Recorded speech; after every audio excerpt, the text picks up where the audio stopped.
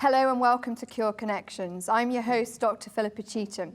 November is Lung Cancer Awareness Month, and here at Cure Connections we thought it was the perfect time to highlight many of the exciting advances in lung cancer and also to discuss important issues in education and advocacy.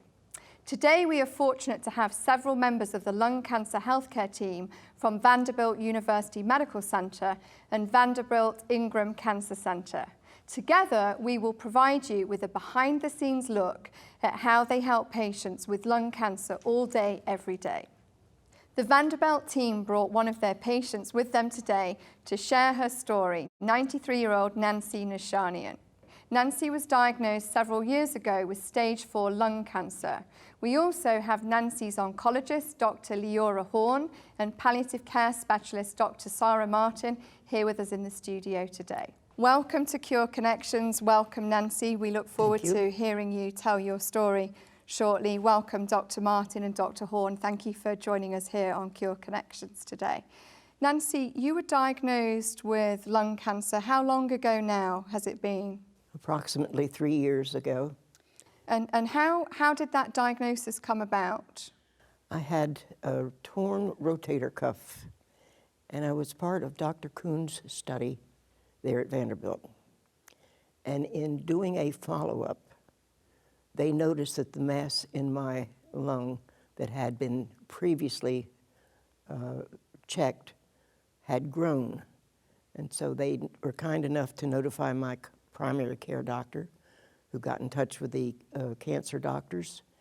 We did another biopsy and found it was cancerous. So you initially had a shoulder injury, and had you had a chest x-ray before that already alerted you to a problem with the lung, or no? No, not necessarily.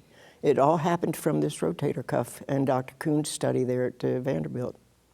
And they read the x-rays and noticed that the mass had grown. So as part of the study to evaluate your shoulder, yes, you had a chest x-ray, did you? Yes. And that's when they saw that there was an area of concern on the lung. That had grown. So when you say it had grown, you already knew, did you? Yes, I knew that it was there. I knew that it was benign. But this time when they biopsied it, they found it was cancerous. So this area had grown, but did you have any symptoms at all? You didn't have a cough or anything like that? So it was a big shock to hear that. Yes, the funny thing about it was, in the beginning when the doctor told me that the mass was benign, he said, it's a good thing that it is because of your age, we would not give you chemo or radiation. So in these last few years, things have progressed enough that someone my age can have treatment. And for 93, you're in fantastic health. Yes. For 73, you would be in fantastic health. Be 94 next month. And you learned that this chest x-ray showed that the lung area had grown. Right. You're being evaluated at the time because of your shoulder. Tell us how much it must have affected you to be trying to sort out your shoulder and then to hear that this lung lesion had got much bigger. Do you know that I have to tell you, and perhaps it's just my way of coping, I don't think about it. I don't think about having lung cancer every day of my life at all. Maybe that's a self-defense mechanism. I don't know. But it seems to work for me. And when you learnt that this lung lesion had got bigger, what was the management of this lung lesion after that? Enter Dr. Horn. And we did chemo, and then she thought that I was a candidate for a study that she was doing, and we did infusions. The reason we stopped those, I believe, was primarily because in doing those, I was becoming not just tired, but a weary tired. So you did actually have a biopsy that confirmed that this was a cancer? Oh, yes. Oh, yes. And how soon after the biopsy did you start treatment? Immediately. And so you went from having no symptoms at all before treatment, and how much did the treatment knock you about? Not that much, just being tired. I'd do my errands, and then all of a sudden I'd say, uh-oh, I can't go any further. Did And you that was ever it. consider not having treatment at all, considering you No. were so well? No.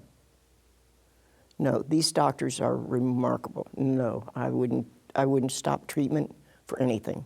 We've heard about Nancy's diagnosis with lung cancer. She said that initially it was thought to be a benign lesion, but obviously was subsequently biopsied and shown to be a lung cancer.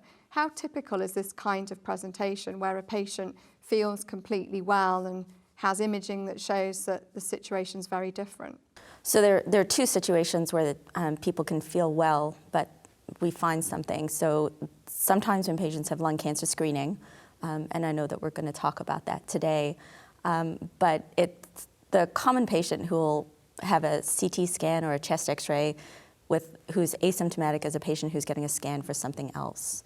The majority of patients will have some sort of symptom, being cough, shortness of breath, weight loss, or pain, and the symptom is often dictated by where the cancer is. So if something is sort of in the middle of the chest, you might have cough. If something's touching a bone or in an area near the rib, you might have pain. Or if it's spread to somewhere else, so you might lots have of pain. different presentations. Exactly. And we know that in medicine these days we do so many scans for so many reasons, and imaging has got so much better that sometimes we think we're detecting more cancers, but we may just actually be better at diagnosing those that were always there. If Nancy had not gone for this screening, this imaging as part of her workup for the shoulder study that she was in, how do you think she may have presented had it not been picked up as an incidental finding? The tumor in her lung was picked up as an incidental finding, but when we originally did her staging, which included a PET scan, we also found a spot in her bone. And so I think that with time, she probably would have experienced some back pain related to where the tumor had spread to.